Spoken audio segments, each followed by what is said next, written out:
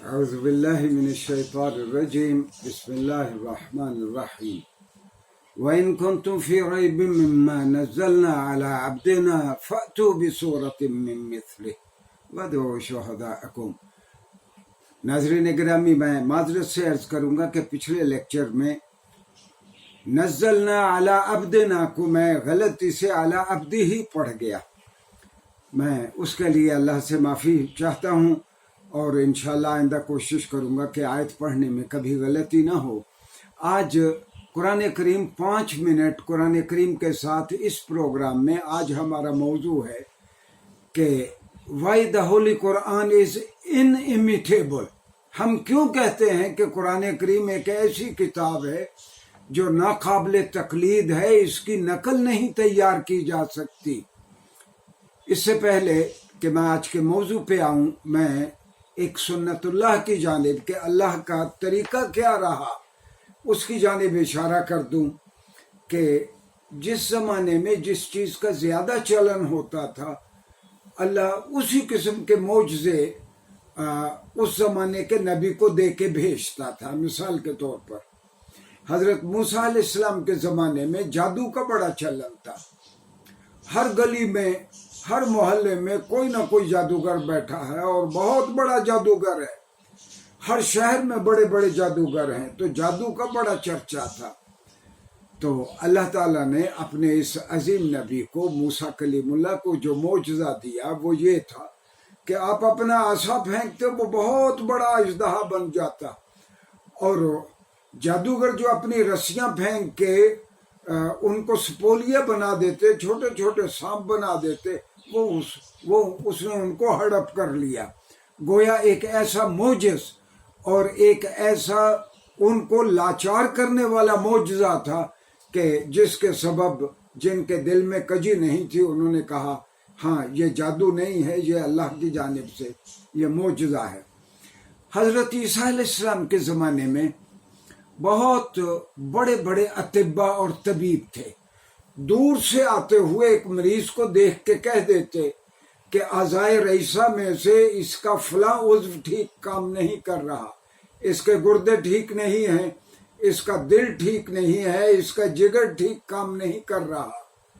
تو حضرت عیسیٰ کو ایسا معجزہ دیا گیا کہ آپ ایک مر جانے والے کو کہتے کہ قم بإذن اللہ، اللہ کے حکم سے کھڑے ہو جاؤ، اور وہ مردہ زندہ ہو جاتا۔ ایک برس والے کو، پھل بہری والے کو آپ اس کے منہ پہ ہاتھ پھیرتے اس کی برس ختم ہو جاتی، اس کی پھل بہری جاتی رہتی۔ جزام والے کو آپ ہاتھ پھیرتے وہ آدمی ٹھیک ہو جاتا۔ تو گویا اللہ کا طریقہ یہ رہا کہ ہر زمانے میں انبیاء کو ایسے معجزے دیے گئے۔ اچھا، رسول اللہ صلی اللہ علیہ وسلم کے زمانے میں عربوں میں زبان کا بڑا چلن تھا۔ عرب اپنے آپ کو صاحب زبان کہتے تھے، باقی سب کو عجمی یعنی گونگا کہتے تھے کہ ان کو بات ہی کرنے کا ڈھنگ نہیں ہے۔ اور عربوں کے یہاں سال ہر سال سے، صدیوں سے وہاں میلے لگتے، عکاظ کا میلہ اور بھی کئی میلے، اور جس شاعر کا کلام بہت اچھا ہوتا اس کلام کو اس کلام کی جامعیت کو تسلیم کرتے ہوئے اس کے قصیدے کو لا کے بیت اللہ کے پردوں کے ساتھ لٹکا دیا جاتا ہے، جن کو ہم معلقات کہتے ہیں۔ ہمارے مدارس میں بھی آج کل 7 معلقات، ایسے 7 معلقات پڑھائے جاتے ہیں جو زمانہ قبل از اسلام میں جن کو کعبہ کے ساتھ آویزاں کیا گیا تھا، وہ پڑھاتے ہم اس لیے ہیں کہ عربوں کے ڈکشن میں قرآن اترا، عربوں کی زبان میں اترا۔ وہ مدارس میں یا ہماری پوری 1450 سالہ تاریخ میں یہ ادب جاہلی اس لیے پڑھایا جاتا ہے کہ جو زبان قرآن کریم کی ویکل بنی، قرآن کا مرکب بنی، یہ وہی زبان تھی۔ میں نے پچھلے لیکچر میں عرض کیا تھا کہ قرآن کریم نے حروف مقطعات استعمال کیا، الف لام میم الف لام را ها میم عین صاد۔ کسی عرب نے ان پہ اعتراض نہیں کیا۔ اس کا سبب یہ تھا کہ یہ عربوں کا ڈکشن تھا، عربوں کے ڈکشن ہی میں قرآن اترا۔ اچھا، رسول اللہ صلی اللہ علیہ وسلم جب قرآن پڑھتے سارے آپ کے دشمن، قرآن کے دشمن پریشان ہو جاتے۔ قرآن کی عبارتیں ایسی ہوتی جو لوگوں کو گھیر لیتی، ان کو سننے پہ مجبور کرتی۔ تو یہ عتبہ ہو، ابو جہل ہو، ابو لہب ہو، ابو سفیان ہو، اس زمانے میں یہ لوگوں کو منع کرتے کہ تم نے محمد صلی اللہ علیہ وسلم سے ملنا نہیں ہے اور اس سے قرآن نہیں سننا۔ اور خود قرآن کی جامعیت ایسی تھی، یہ بڑے بڑے قرآن کے دشمن، ان کو پتا تھا کہ فلاں وقت رسول اللہ صلی اللہ علیہ وسلم فلاں جگہ پہ قرآن پڑھتے ہیں، چھپ چھپ کے قرآن سنا کرتے تھے۔ ان رسول اللہ صلی اللہ علیہ وسلم کے دشمنوں میں اور قریش کے سرداروں میں ایک بہت صاحب حیثیت اور احترام والا آدمی تھا، عتبہ بن ربیعہ۔